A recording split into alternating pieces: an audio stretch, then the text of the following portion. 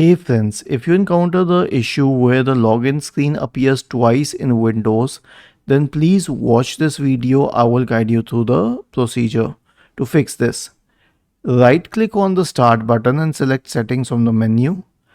Go to the Accounts tab on the list on the left hand side. Scroll down, click on Sign in options.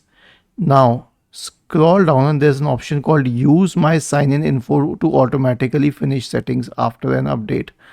Okay, so turn this off. When you switch it off, you will be able to overcome this problem, and you will have to obviously restart your computer after that. So this is what helps, but if it doesn't, then you can also try updating your computer once.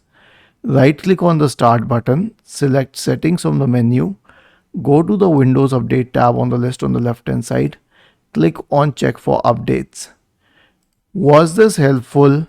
If yes, then please subscribe to the channel, and if not, then let us know in the comment section of the video on how we could help you further. Thank you for watching this video and have a nice day.